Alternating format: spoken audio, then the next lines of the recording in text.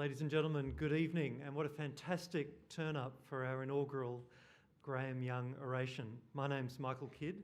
I'm the Executive Dean of the Faculty of Health Sciences and Medicine and Nursing at Flinders University, and I also was a former student of Graeme's 35 years ago at the Royal Melbourne Hospital, so it's wonderful to be opening tonight's initial oration.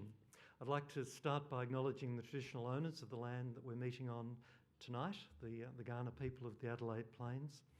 And I'd like to welcome a few people especially to this evening's presentation. Firstly, a welcome to our inaugural Graeme Young orator, Graeme Young. And to Joan, who I think is upstairs, and to the family and friends of Graeme who have come to join us here tonight.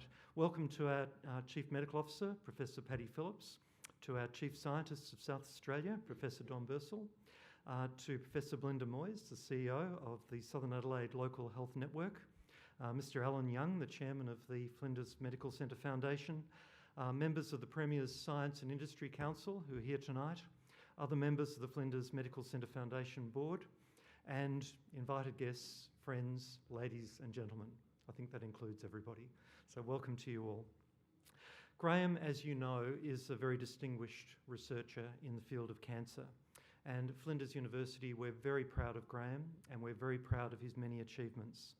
Graeme recently received recognition from our nation when he was made a member of the Order of Australia for significant service to medicine through a range of research, clinical and academic roles, particularly in the area of gastrointestinal health. Graeme is the current South Australian Scientist of the Year, and this is an honour bestowed by the Premier's Science and Industry Council as part of the SA Science Excellence Awards. Tonight's event is being hosted by Flinders University in partnership with the Department of Further Education, Employment, Science and Technology, and also the South Australian Science Excellence Awards. I'm very pleased to introduce, to say a few words, the co-chair of the Premier's Science and Industry Council and the Chief Scientist of South Australia, Professor Don Bursell. Please join me in welcoming Don. Thank you, Mike.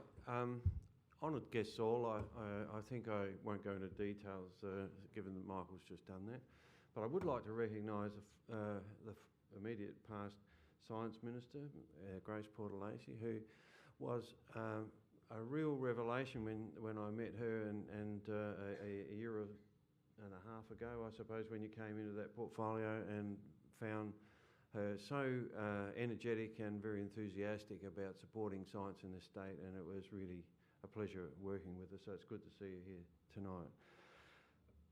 I'm really pleased to be here and I'm really looking forward to hearing Graeme's oration. I'm sure it'll be very informative and very interesting.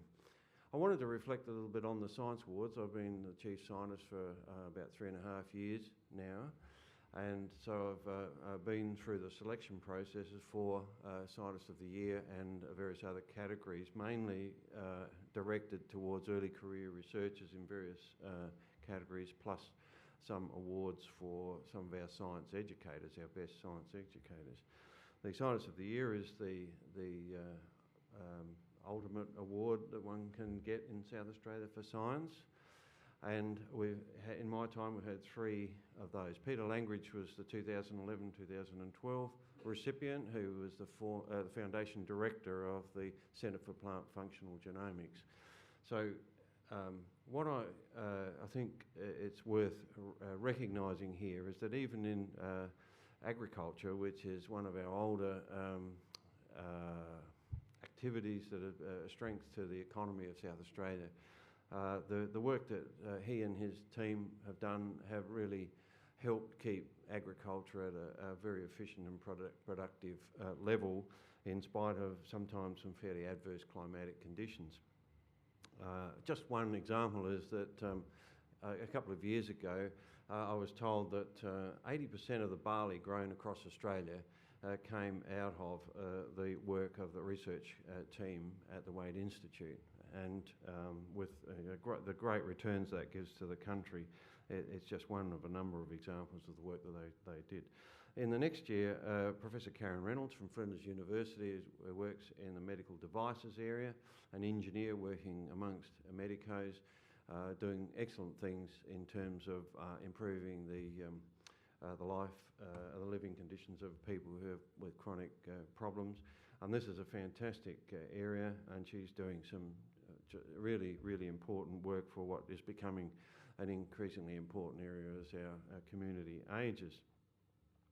And of course, for 2013 and 14, Graeme Young. And I won't say a lot about Graeme because Ross is going to come up in a minute and give an introduction on him. I want you to know that a lot of us, as I get around the community and talk about science, it's a bit depressing on one side that a lot of people just do not appreciate what our science experts are doing in the various institutions around. And on the other hand, one meets a lot of these folks and in their workplaces and gets to know them well and sees what they do, and it's really very refreshing on that side. Somehow we have to get this communication from one to the other, because it's through this ignorance of the larger group that governments can happily go ahead and slash and burn in science programs around the country, and it's really disappointing when we really, with research, science and innovation, I think are key aspects of sustainable economic growth in the future. Most of the leading countries recognise it, but it seems, at least in Canberra at the moment, that they either know better or than all those leading countries, or the alternative is that they haven't cottoned on yet. Anyway, that's enough of the politics. I wanted to make one other point, though, about how important these awards are to shine the light on these exemplars in our science community. We tend to think of South Australia as a bit of a backwater in some respects, but these people that I've mentioned are world-class leading people in their fields. It's not a question of picking out one good person amongst some average folks that are nominated. We normally get about 12 to 14 nominations in the category of Scientist of the Year, and the panel struggles for quite some time working through to get the winner.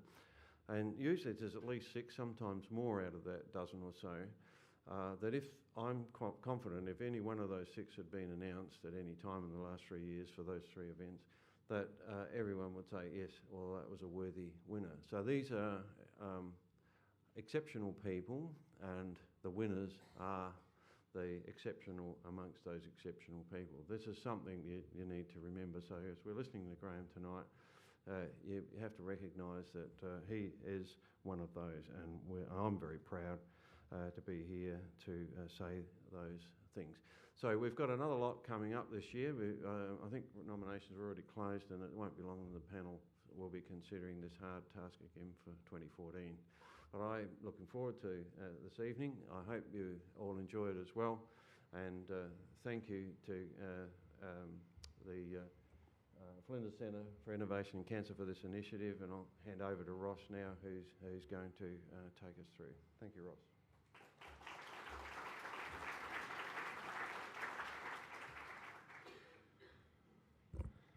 Thank you, Don.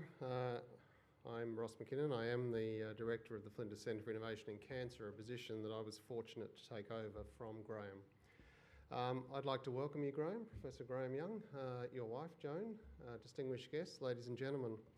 It's my pleasure to introduce Graeme, but I thought first I would just highlight why we've established this oration in the Flinders Centre for Innovation in Cancer. It was a way of honouring Graeme and his achievements, but it was also a tangible and visible ongoing commitment to the prevention and early intervention of cancer, which Graeme is so passionate about. We will hold this oration every year. We certainly will be looking for orators that sort of give the same type of passionate commitment to prevention and early intervention that Graeme has established over his career. Of course, Graeme was the obvious choice for the first one, and we thank Graeme for accepting that request. Graeme is an extraordinary man. I think everybody in the room knows that. He's an eminent gastroenterologist and a visionary scientist specialising in gastrointestinal health. To sum Graeme up in a sentence, actually I was going to ask Joan to sum you up in a word, Graeme, but I thought perhaps not. But to sum Graeme up in a sentence, he is a passionate scientist and, as I said, a visionary scientist and clinician who is committed to solving real-world problems. He's one of the few Australian scientists who engages across the entire spectrum, from basic research to policy and implementation. This is one of the secrets to his success, that ability to begin projects and to take them all the way through translation. He currently holds a number of positions. He is the Professor of Global Gastrointestinal Health at Flinders. He's also a Matthew Flinders Distinguished Professor. There are a limited number of those at Flinders University. He is recognition of their achievements. He, of course, recently retired as the Professor of Gastroenterology at Flinders after 14 years of service, coming to us from Victoria prior to that, which explains his unfortunate choice of football teams. He is a Western Bulldogs supporter. Despite that, he has an impressive research and translational track record in the area of colorectal cancer biology, particularly in understanding the effects of dietary components in protection against colorectal cancer. Over the last 20 years, his research focus has been on colorectal cancer prevention, addressing pre-cancer biology and its manipulation, colonic epithelial biology, and bowel cancer screening. He is passionate about prevention, not just cancer, but prevention of all things that affect our health, and I'll talk a little bit more about that in a moment. And many of the people that have worked with Graeme along the sort of pathway, if you like, are in this room. Now, when Graeme was awarded his AM, it actually recognised a number of things, and one of those was the establishment of the Flinders Centre for Innovation in Cancer at Flinders. For those who don't know the history, the Flinders Centre for Innovation in Cancer actually began as a name that I always had trouble with when I first arrived, and I still can't say it, so I'm just going to say FCCPC. I think that was Flinders Cancer Control Prevention, something like that. And that was, of course, he was the co-leader of that with Professor David Watson, who is in the room tonight. This centre was established with a particular focus on prevention. And it's that centre that has morphed, if you like, into the Flinders Centre for Innovation in Cancer. And with that was the establishment of the wonderful building that many of you would have seen as a headquarters for the Flinders Centre for Innovation in Cancer. Deb Heathersay and Rhys Williams, and I see that Rhys is with us tonight, were heavily involved in that project with Graeme. Graeme was the Director of Development for more than 10 years and was a key to bringing that project to fruition. I've spoken to many of the people that were involved in that project in its very early days, and one of the things that they have all highlighted to me was Graeme's commitment to the project, and that there was no way he was ever going to let that project die at any point in time. And for those that are not aware, that building was actually essentially built through grants and philanthropic funding, with contributions also from the university and several other areas. But it was a wonderful achievement for all of those involved. But it is more than a building. It's a fully integrated approach to cancer care and cancer research, which is the ethos that Graeme brought to that building along with Rhys and Deb Heathersay. Of course, I've already mentioned the second sort of pillar of his research was his work in colorectal cancer prevention and certainly early screening as well. I'm not going to talk a whole lot about that because I think Graeme's going to cover that in great detail today, being that this is a cancer-flavoured oration. But I will just mention one thing, that his work in colorectal cancer prevention has extended right through from very highly innovative approaches to identify new diagnostic markers, right through to behavioural research, looking at why we implement screening programs or why we don't implement screening programs, looking at policy and so forth. And as I said, I'm sure he will touch on that. Graeme also has a passionate interest in global gastrointestinal health, and he works with international teams, including the World Health Organization and UNICEF, and is currently funded by the Bill and Melinda Gates Foundation. Much of his research in the field of cancer has been involved in establishing approaches that can subsequently be used to work on massive health problems in the developing countries of the world. Currently, he's working on several projects, including a major project looking at zinc. These are inspirational projects if you learn about them, and I suspect that Graeme won't touch on them a great deal tonight because of the cancer focus, but this really is inspirational work. He is, of course, also helping out the Crows. And actually, by putting that up, can I just highlight that perhaps, Graeme, you should be thinking of something negative to put in the water for port. So,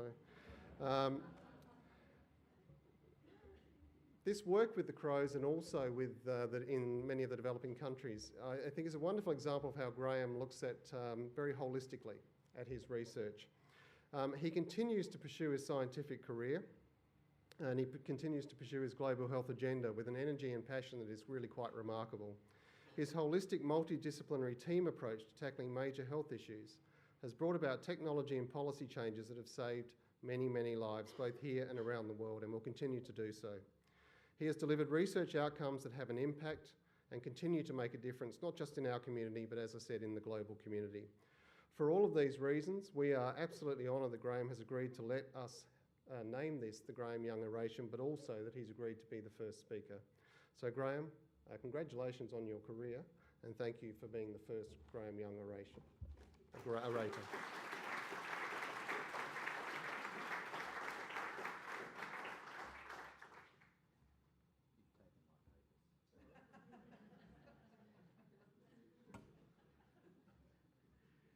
Thanks very much, Ross. I wish I could do something for the Western Bulldogs. Look, it's wonderful to look around the audience and see so many people here today, quite a few of you who I know in a variety of ways, and I'm overwhelmed at the response. You know, speaking at your own named oration is a little bit like speaking at your own funeral, but we'll leave that one alone. Really, I want to just quickly acknowledge, but seriously acknowledge, the superb people who've worked with me and actually made this honour a reality. Really, it's like being the leader of the orchestra. You know, when you're listening to an orchestra, it's the players that make the noise. And I would say right now that there are many, many, many people who've contributed to this work that has really resulted in this honour today. And it's me that gets the plaudits and the recognition and so on, but it's really due to everyone else out there who's done this work. When we did a count, and we've stopped counting, but when I did a count in 2009, we worked out that there were 422 other co-authors on my scientific papers. In other words, I'd collaborated by 2009 with 422 people. It's in excess of 450 now. But that actually shows you how other people have contributed in such a major way to what's actually happened and what's gone on before. I also want to make the point that knowledge is really incremental. We build on what other people have done before, and we lay the foundation for what's going to happen in the future. So what I say today might be true today, and it might be what we're meant to be doing today, but it's going to change tomorrow. And I was reminded very much about this when I visited Dr. Johnson's house in London just a few weeks ago. Dr. Johnson wrote, the first dictionary of the English language, and if you go and look at his dictionary for his definition of cancer, it's written more or less the way I would write it today. He, as a writer and a poet, knew that there were various stages in cancer development, and I'm going to tell you that. So if a poet knows that, we ought to know that too, okay. So we're building on old knowledge, and as we go forward, we're also laying the foundation for future knowledge, but for the future health of our community. Which brings me really to laying a foundation for the health of community and addressing this question of whether or not cancer can be prevented. And I want to start with a metaphor that cancer is rather like a dangerous cliff. And the reason for that is that one of the fathers of modern epidemiology, Dennis Burkitt, said that if people are constantly falling off a cliff, you could place ambulances under the cliff, or you could build a fence at the top. We're placing too many ambulances under the cliff. I want to explore the metaphor a bit more with you today. And what I want to do is to actually show how we can put fences at the top of the cliff, but more than that, how we can also provide parachutes for a soft landing. Because there's a number of ways to deal with cancer, and I'm going to take you through some examples and bring you back to this metaphor later. It's a very large topic, and I don't have 2 days. I'm not going to tell you how long because we'll see. But I'm going to take you through the background, the burden of cancer, what cancer actually is. We're going to look at the process of cancer development. We'll look at the options that are available for prevention and what the science tells us. We'll then address the action plan that follows from the science and the evidence, and then touch in the end on what we really believe that we can achieve. So starting with cancer burden, as a single disease, cancer is now the biggest cause of mortality in Australia and around the world. Globally, there are about 8.2 million deaths from cancer in 2012. The actual number of people who will get cancer will be roughly double that figure. And what we're going to do is see a 75% increase in that figure over the next 2 decades, which is a very big burden on a global sense. And in 2012, the most common cancers that were diagnosed were lung, breast and large bowel. So that's the burden, and they accounted for pretty well, I think, 55% or so on of the total global burden. And I might say that the type of cancers that we get in developing countries are different from the type of cancers we see in our own country, but the burden of the disease is still roughly the same. And finally, the total global economic cost in 2010 actually reached $1.16 trillion, which is a huge amount of money. In Australia, we now know also that it's the commonest cause of death. We know that cancer was the major cause of health loss in this study published in 2008. Now, health loss is a measure that the World Bank actually uses to measure what this means for the community. So it's not just death, it's not just disability, but it's what you lose in your day-to-day life. So cancer is now the major cause of health loss in Australia, and of the top 10 specific disease causes, 2 cancers, bowel and lung, are in the top 10 for both men and women, and then prostate and breast make it for men and women respectively. So we're really talking about very major health problems that we face in our community. So how does cancer develop? And I'm going to give you a sort of a 3 or 4 slide tutorial here. Some of you will think this is pretty simple and dumb, and the rest of you hopefully will be enlightened in some sort of way. But it's a normal cell that gives rise to cancer. It starts in the nucleus, specifically on the chromosomes, and it's on the chromosomes that our genetic material, our DNA, our genome actually lies. And effectively, the cause of cancer is that the genome becomes unstable. It's as simple as that in that sense. Now, the cause of that instability, the cause of the errors, is really an accumulation of errors in the DNA, genetic errors, that progressively change cell behaviour. Most errors accumulate after conception, which means that they result either from chance mistakes during cell division or from environmental carcinogens. A few are inherited, and they generally accelerate those that are inherited. They generally accelerate the accumulation of other errors in the DNA. As a result, the cell becomes semi-immortalised, its growth control is perturbed for the scientists, proliferation and apoptosis is perturbed, and its location control becomes defective so that it invades other areas. Liken it to a very unruly teenager. They're out of control and they're where they shouldn't be at any particular point in time.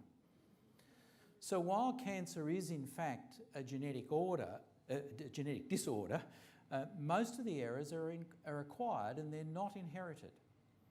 So when we talk about a genetic order, we do not necessarily mean a disorder that's inherited. You can acquire, and indeed for cancer, you do acquire these changes. Now, the idea of progressive DNA instability was understood, as I said, by Dr. Johnson. And in fact, it takes about 5 errors in crucial genes in any cell before the cell becomes a cancer, that is, before it becomes malignant. So you can see from that diagram that the cells can acquire step by step additional mutations, and they start to change their behaviour just a little bit. And then finally, when you get down to the bottom of that cascade, the cell, if it's a solid tumour, starts to move out of position. It develops a malignant phenotype, it invades. That's what a cancer actually is. But there are considerable number of pre-cancer benign stages. So when people talk about benign tumours, they're often talking about lesions that have not yet become a cancer but might be on the path to actually becoming one. So that's the framework in which we can actually consider the development of a strategic approach. And I want to demonstrate this to you firstly by showing you sort of a health status graph where you're healthy for a while and kicking and bouncing around. The disease process, and this of course can apply to any disease, the disease process commences after a while, and it can be a considerable period of time. You will start to feel unwell. That's when the usual point of medical care starts, and that's when you're hoping that your doctor's going to lift you back up higher on the y-axis, if you're thinking about it in that sort of way. Now, in fact, cancer, the genesis of cancer, and the oncogenesis is the scientific term, really initiates in that way. So oncogenesis is initiated, you get the first error in the cell, you get a few more errors and you get into the pre-cancer phase, but it's still benign. Then you'll get to the curable cancer phase, and finally, you may, we hope not, but you may be at the incurable cancer phase. Now, the duration of this process is quite prolonged. Cancer does not develop overnight, and for many cancers it can be decades. For some it's measured in years, in less than a decade, but probably that's the exception rather than the rule. The question is, what are the strategies that we can actually apply to somehow stop this progression down this cascade and try and get people earlier than would otherwise normally be the case? Now, the obvious option, if you think strategically, is to stay healthy longer. So your benefit is that you're healthy for a lot longer before the disease process starts.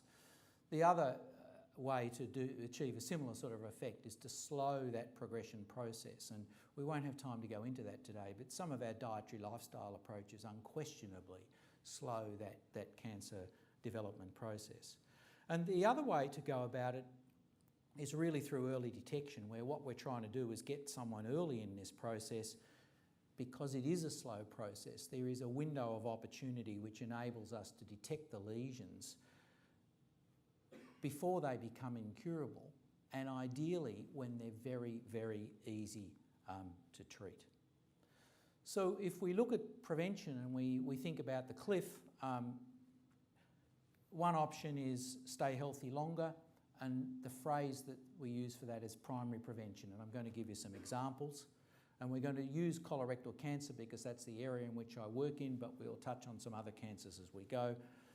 And the other aspect is really early detection or secondary prevention, the parachute, if you like, the soft landing. So let's start with the primary prevention and let's look at what the science tells us about the options. Now, as I was thinking about how to present this to you, I found this slide on the web from the UK Cancer Research UK, and I thought, they're a wonderful slide. I could talk to you for 2 hours and I wouldn't need to make any other slides. We won't do that, but I'll just point out to you, and I'm sorry I can't point at all the screens, but it's a very, very interesting resource to look at. It focuses on the 5 commonest cancers: breast cancer, lung cancer, bowel cancer, prostate, and skin.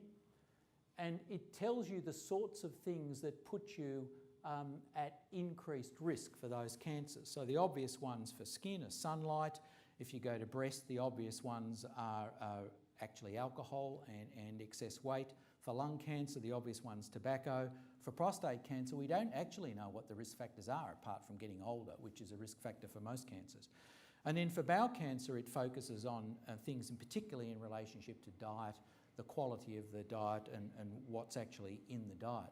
So you will see immediately when you look at this that each cancer has a different set of conditions, and it's telling us that each cancer behaves rather differently. So one of the implications is that there's never going to be a single cure for cancer, and there's never going to be a single way to stop you getting cancer, because they are ultimately different diseases. But one of the interesting things that the UK, the Cancer Research UK does is it actually says, well, you don't know what cancer you're going to get probably, so therefore what do you need to think about?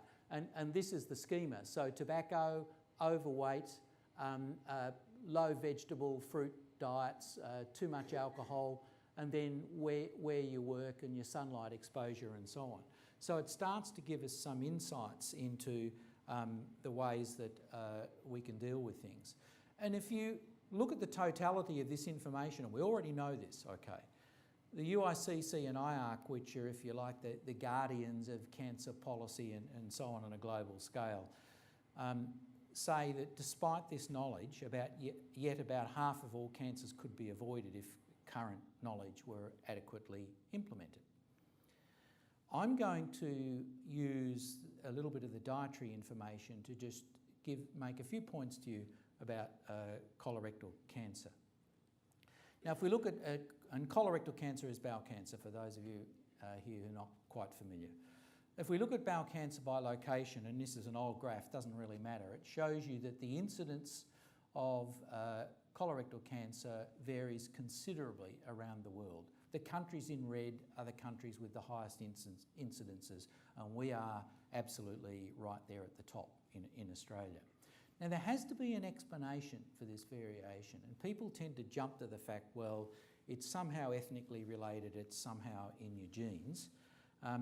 But I want to show you data that shows that that is not the case.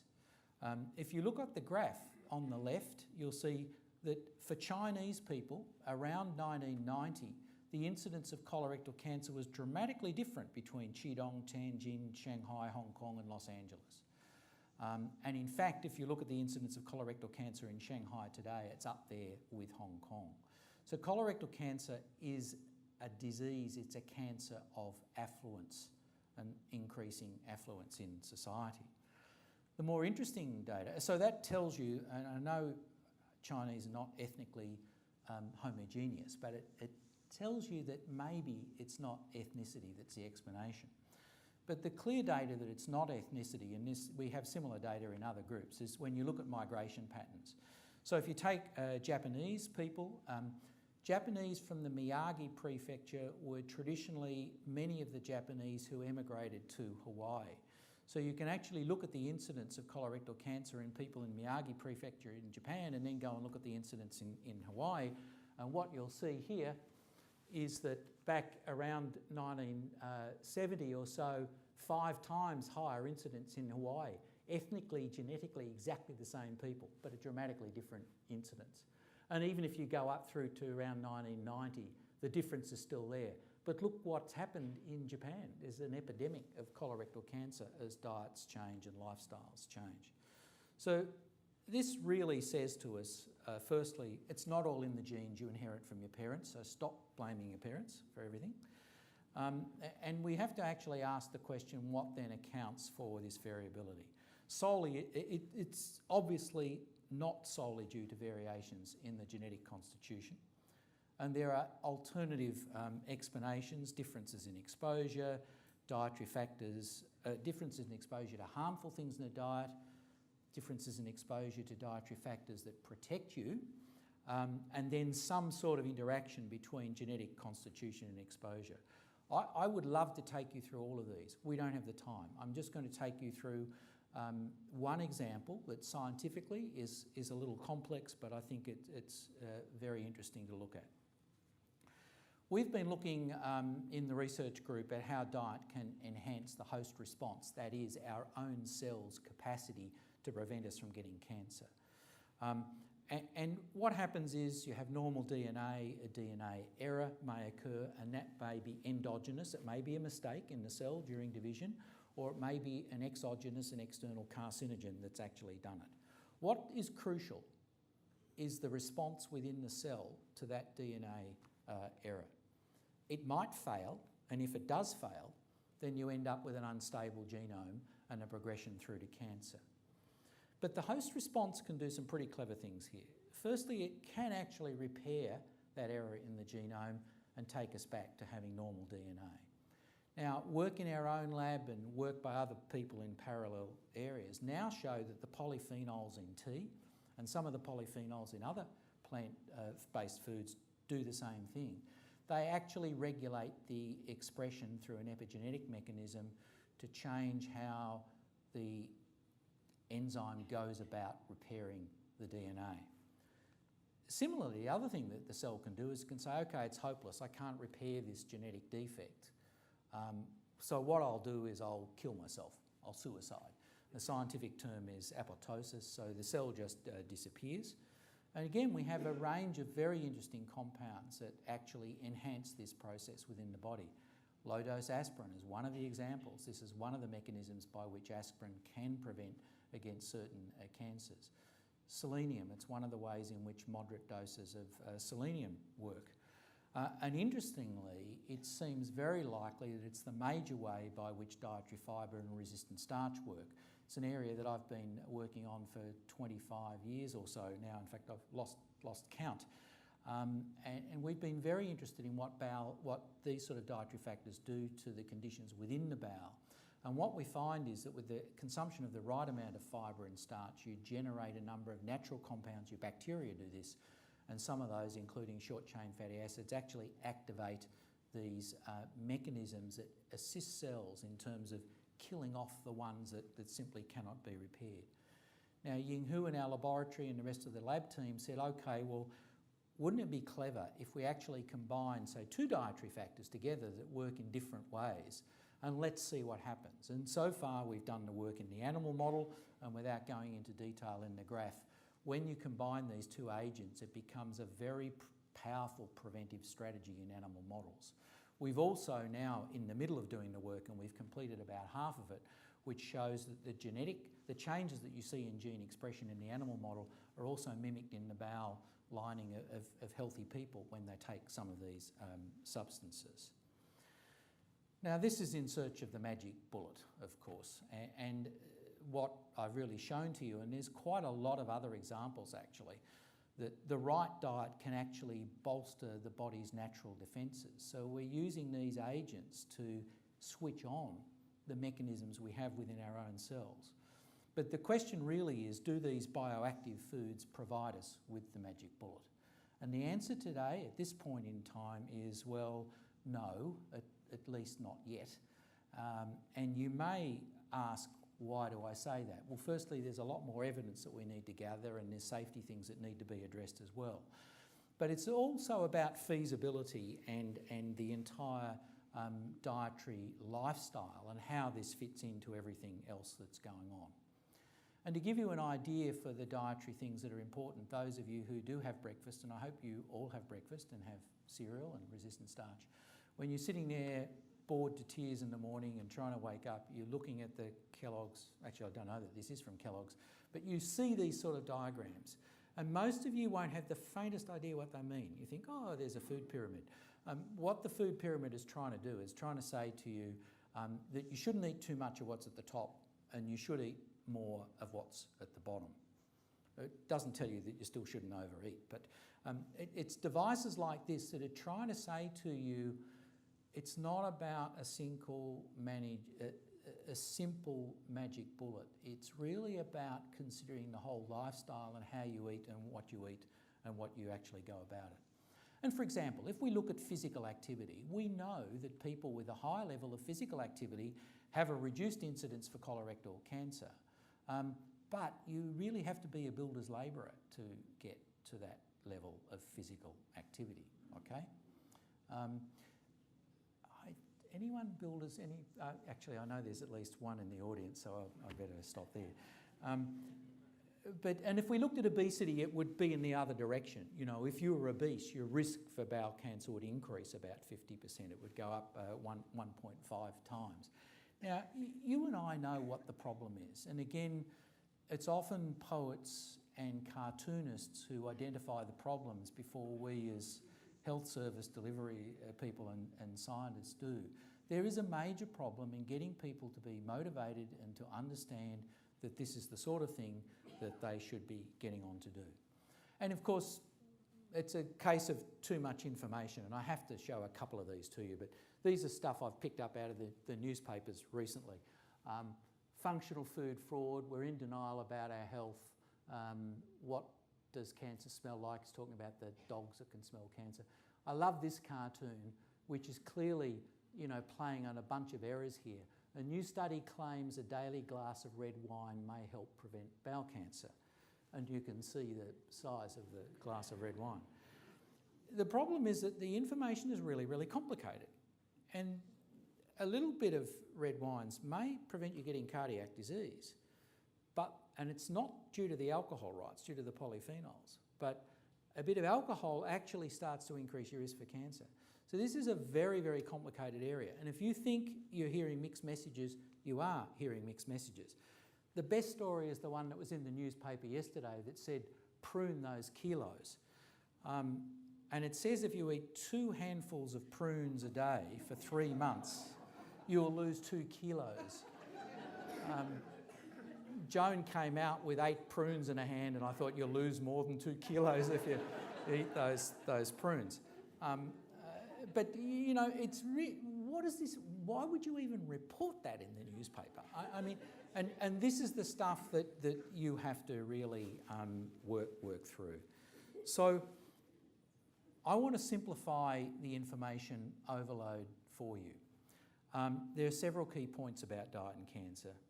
And, you know, some others will come to me afterwards and tell me I left something out, and they might be right. But this is my schema. Nature and schedule. Eat a broad-based diet. No fads. Hedge your bets, okay? Eat only at mealtime and not in between. Do not eat fast foods. Now and again you can. Generally prepare your own meals at home from ingredients that you know something about. And drink mainly water. Okay. Now I said mainly, I didn't say exclusively. But they're key things. And they're pretty easy principles to follow, I would have thought.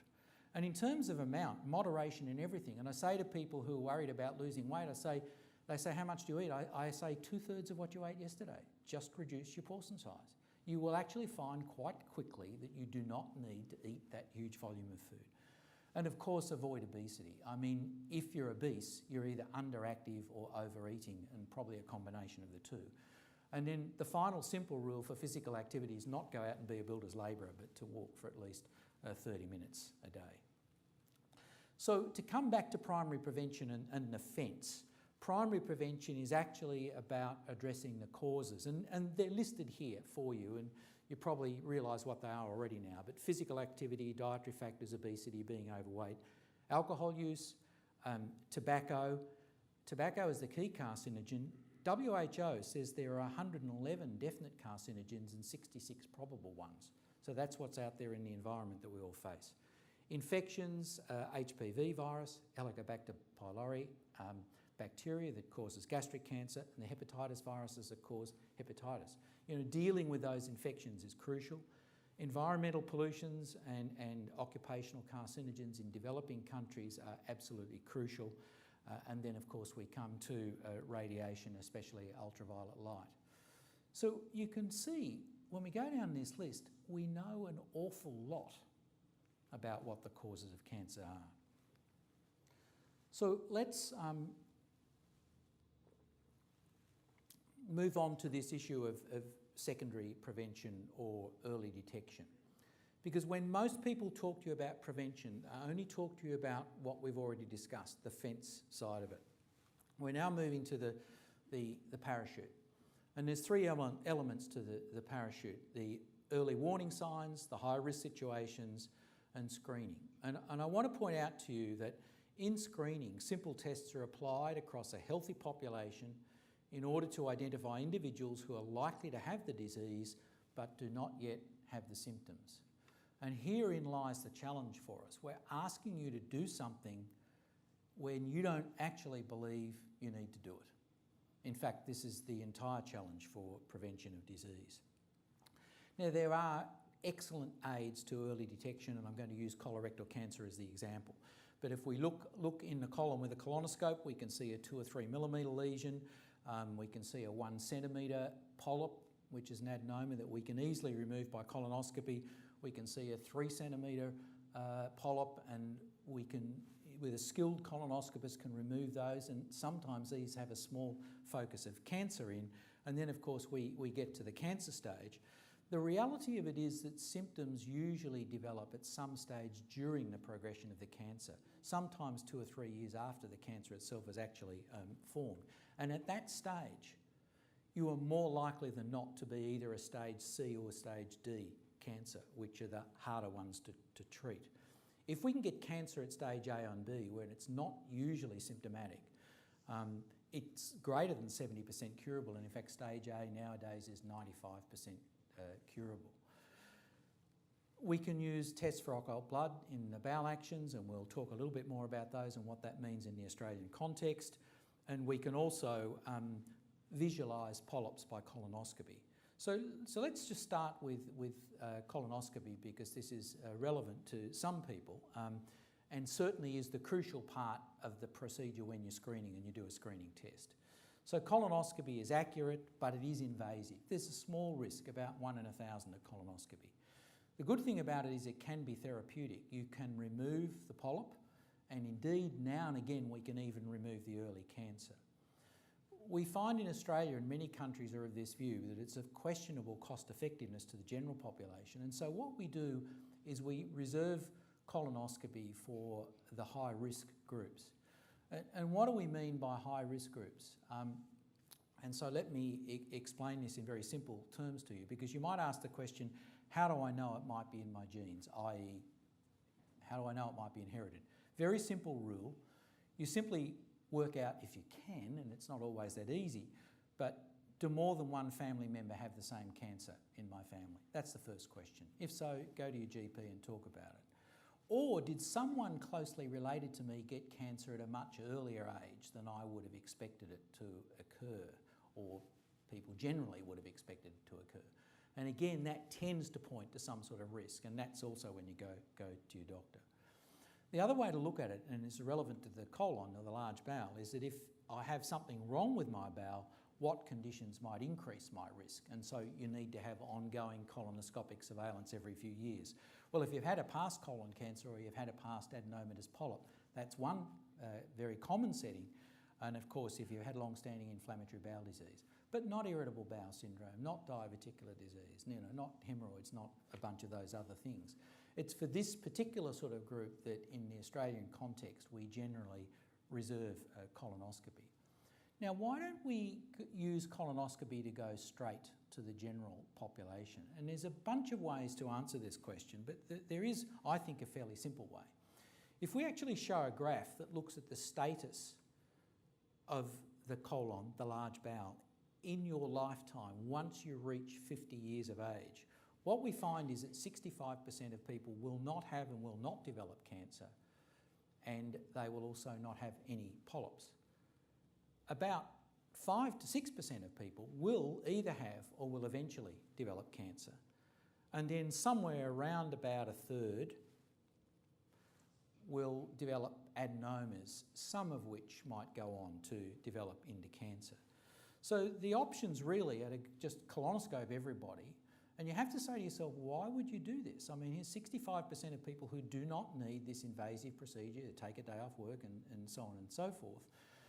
Why don't we actually get clever and use simple tests to identify who would be the people more likely to have the lesions that matter, and therefore focus the colonoscopy on them?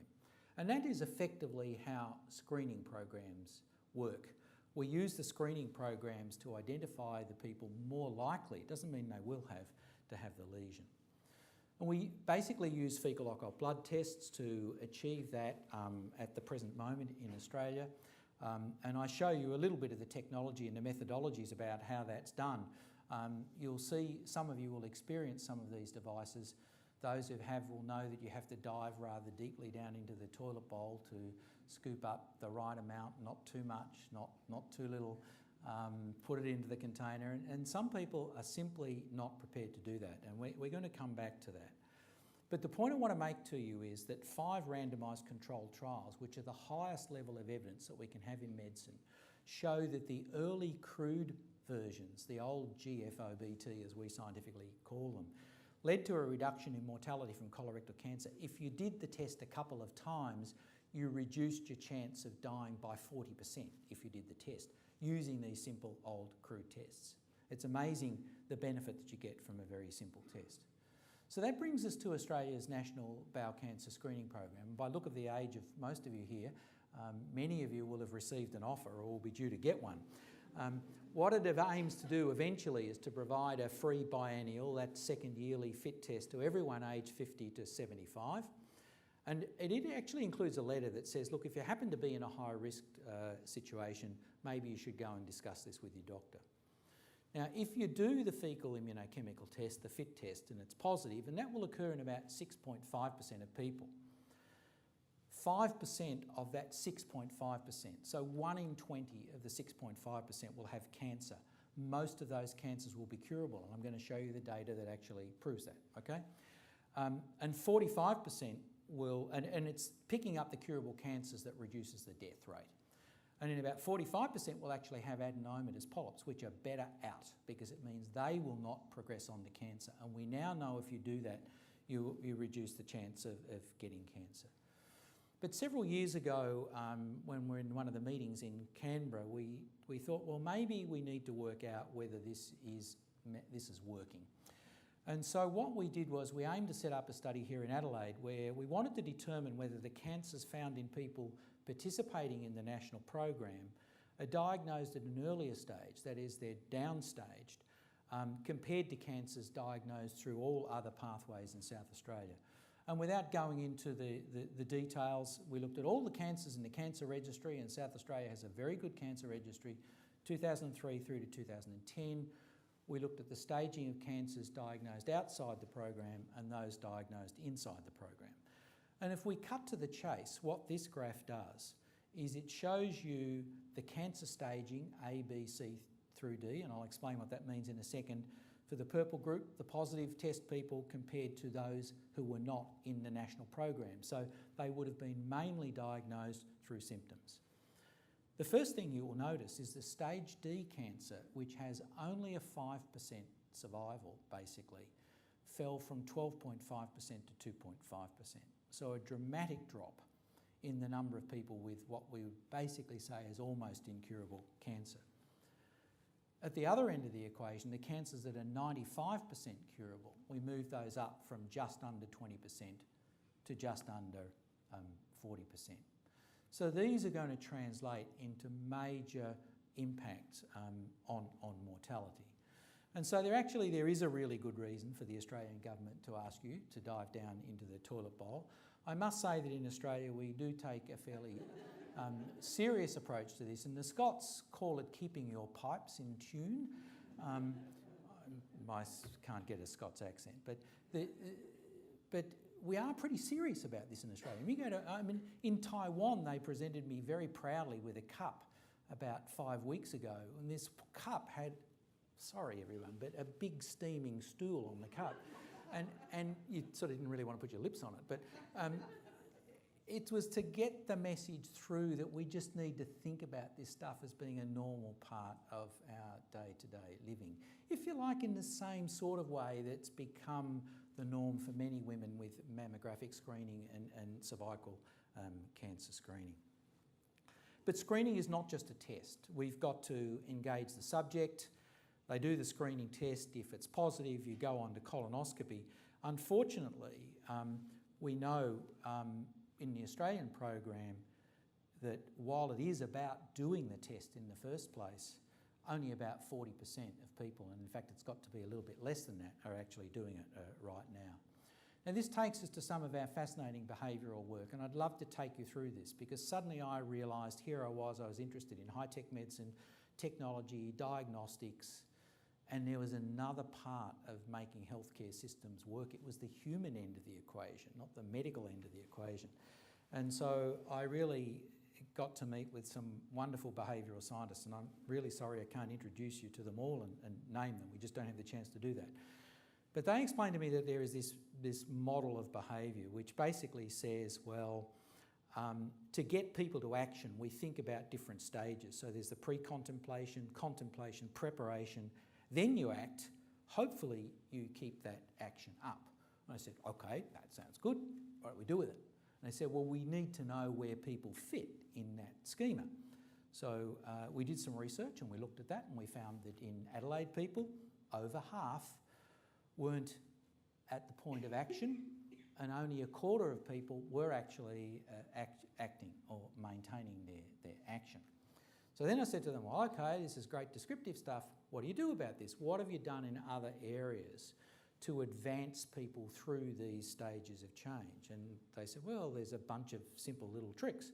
And so we sat down together and we really worked out how we would do this. So we conducted what we call a randomised controlled trial.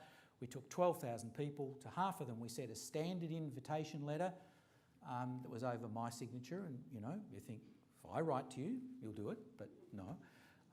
And then we sent another standard invitation letter, but 2 weeks prior to that, we sent them a letter that was designed to advance people along the stages of change model so that they're more informed and more prepared to receive the kit. It cost us $1 per person to do this. And effectively what we did was we increased the participation rate. And this is back actually in about 2005, 2004. We changed the participation rate from 40% to 50%, which is a big jump in population terms, in population engagement.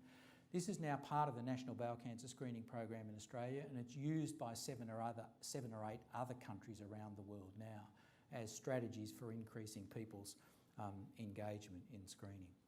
Now, we know that there are a number of barriers as well. Firstly, there's the issue of ease of access and undertaking what's involved in the screening test. That emerges as being a very key factor in whether people are prepared to participate in screening for cancer. And fecal aversion is a key element of this. Actually, it's sort of amusing, but I throw the term fecophobia around with a wry smile on my face. I've realised that if I'm talking to someone on the phone or I'm sending them an email, they don't see the wry smile, so they don't realise that this phrase is sort of a joke. It's actually not really a serious scientific term, and it appeared on the front page of the Advertiser a few weeks ago, as you probably know. But we know that fecal aversion reduces your chance of participating in a screening program by about 40%. So the people in the team have really looked carefully at this issue. And we've been thinking for a few years as to whether there might be another way to get at these people. And we thought maybe the solution is a blood test. And so the team did some nice behavioural research that basically went to people of screening age and said, what would you prefer to do? A blood test where you might have to come in and have the blood taken, or a stool test where you can do it at home? To my surprise, a quarter of people or less stuck with the stool test, even given the convenience. Most people wanted a blood test. Now, those of us who've been working in the technology of colorectal cancer screening have sort of seen this as the holy grail for 10 or 15 years. And in the last few years, we've now finally made some progress. And so with close colleagues involving CSIRO and a company that we work with, and it's one of my past PhD students, Clinical Genomics, we've now identified several methylated DNA species that appear in the blood of a substantial proportion of people who have cancer. We don't know exactly how many yet. We've got some more research to do. So we do have a blood-based marker. It's not a marker for adenomas. We don't think it's going to replace the fecal test, and we're certainly not putting it up as a replacement for the fecal test. But it's probably going to be a test that will be very useful in those people who simply will not screen in some other way. So these areas are developing. So to summarise then for secondary prevention and the parachute approach, it's about early diagnosis. It's relevant particularly for cancers of the breast, cervix, mouth, larynx, bowel and skin.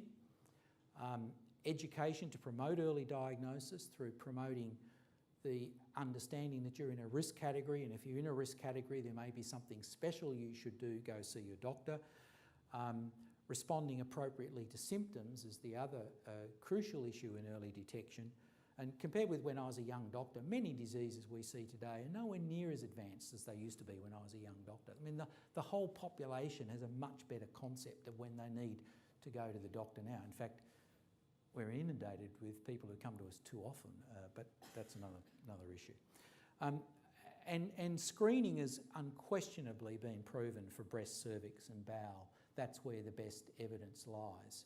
And I can see a number of you thinking, why isn't prostate there and so on? And we might be able to get to that in the question period. So finally, in the last few minutes, we really want to look at how we go about applying this knowledge and really say, well, you know, can cancer be prevented? I think we've sort of answered the question. But let's get to some of the key issues. If we look at this Cancer Research UK diagram, and we look at some of the authoritative statements from groups around the world now, it's very clear that prevention offers the most cost-effective long-term strategy for the control of cancer, and some strategies are cost-saving. Now, what does cost-effective mean, and what does cost-saving mean? We have a cost-effective standard in medicine, and it's roughly the amount of money you need to keep someone alive on renal dialysis for renal failure. And it actually costs about $70,000 to save, to give a person an extra year of life. It's actually roughly that same figure that's used to get a drug onto the PBS. So the reasons you don't see drugs on the PBS is they haven't met that $70,000 per life year saved standard. Okay.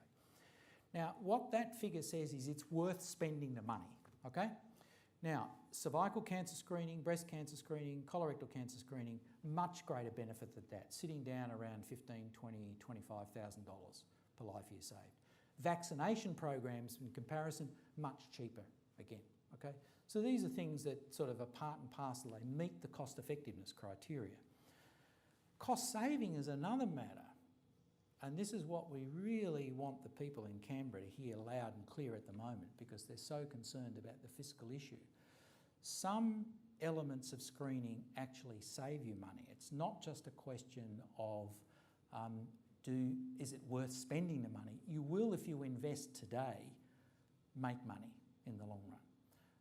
And there's a number of cancer screening programs that actually achieve that. So I think the problem to the budget at the moment is to sort of implement screening for everyone, and we'll save money. But many people do not understand that the millions of dollars you need to spend today, you are going to get back with interest at a later point in time. Now, primary prevention, as outlined in this slide, is estimated to reduce the actual number of cases of cancer by about 1/3 to 1/2 if we implemented the knowledge, or if we were able to implement the knowledge that we have today. And then early detection is estimated to achieve about one-third further reduction in this battle against cancer and the prevention of deaths for cancer. Now, I have to tell you, and I know there's at least one hospital administrator in the audience, so I have to be a bit careful, but I have to tell you that the Australian healthcare system neglects prevention. Now, these are oldish figures because these are the best figures I could get for cancer, but the lifetime economic cost for people diagnosed with cancer in 2005, the total economic cost was $94.6 billion. The total financial cost of the cancer itself is around $11 billion. Now, the direct annual health system cost is $4 to $5 billion. Of that money, hospitals accounted for 68% of the overall expenditure, 90% of the expenditure was on end-stage disease, and expenditure on public health strategies was only 4%. So we are neglecting prevention despite what we know about it. The other unfortunate thing is that the research funding is also neglecting prevention. And so I went to the NHMRC website and I said, what do we know about where the research resource is actually going? And I've simply graphed here the number of National Health and Medical Research grants are awarded on a highly competitive basis. So the grants that get up are terrific grants, I can tell you. Awarded on a highly competitive basis, number of grants in the years 2009 and 2012 for comparison, and many of you will see what I'm getting at. Firstly, the basic sciences get the majority of the grants. So we're not seeing a great flow on through to the research that's needed to work out how we implement some of these good ideas. But if you go a bit further along in that graph, you'll see that in 2009, the grants that were labelled as preventive medicine, and this is not just cancer, this is preventive medicine in total, were only 2% of the total number of grants. And in 2012, is it zero? We don't know, they stopped using the category. So prevention is so important to people that they don't even use the category now. So that is the sort of challenge and difficulty that we are facing. So the calls for action. In the last few slides, let me just take you through a couple of points that come from people who are much more authoritative in this than what I am. Firstly, from Kerry Adams of the UICC. Governments must recognise the growing cancer burden in their country. We demand that governments around the world move to stop the millions of predicted, needless and premature deaths caused by cancer developing and implementing a national plan which includes proven, preventive and early detection measures. A very clear and distinct call for action. That was this year, World Cancer Day, 2014. Similarly, at the same time, Bernard Stewart from the World Cancer Report, governments must show political commitment to progressively step up the implementation of high-quality screening and early detection programs, which are an investment rather than a cost. So it's really pretty clear where we stand on the opportunity and where we stand in terms of what we know and where we stand in what we're actually doing or in fact not doing. And we're not moving to the next, there we are. So in terms of the call for action, practical solutions to reduce premature deaths for cancer must have prevention as their cornerstone. And what these authoritative bodies are now saying, focus on three things. Awareness programs, it's obvious what they are. Early detection through screening programs, especially in the area where screening programs have been proven to be effective, and in particular also direct action on the defined causes where we know what those defined causes actually are. Whoops. So what does this mean? Well, this means that if we were to do all of this, millions of lives could be saved globally, not just in Australia, tens of thousands. If more effort were made to implement the existing knowledge in the areas of cancer screening, promoting lifestyle change and reducing exposure to those agents that actually cause cancer. But we must acknowledge that while in many cases we know what to do, we do not know how to do it effectively, and we're not doing enough of that research that looks at, well, we know that overweight's a problem, we know that lack of physical activity is a problem. How can we actually get the community to engage better and better in this? Furthermore, we know that some of our available tools for some cancers, for some cancers we have no preventive solution yet. And some of our available tools for the other cancers are not perfect. So I'm the first to say to you that a cervical smear has its downsides and its problems. A mammogram has its issues and its problems. A colorectal cancer screening test is, after all, just a test for blood that you cannot see. These are not cancer specific. And we can improve these tools with time if we have more research and more funding to actually address these, and if we have a strategic will to be able to do that. So from my perspective, if we're going to achieve these things, it's not being driven by the leadership that we look to. It's only going to be driven by the groundswell. And the groundswell needs to come from you as the public, from the NGOs, some of which are represented here in the audience, Cancer Council, Jodie Lee Foundation and so on, but also the establishment of cancer centres. And if you want to know why I've driven the idea that the Flinders Cancer Centre would focus on prevention, it's really because of this. Because if the cancer centres don't lead the way, it will not be out there. And in another 20 years or so time, when I'm at the pearly gates, I hope to be able to say to St Peter, I would have been here sooner if it hadn't have been for prevention and early detection. Thank you very much. Thank you.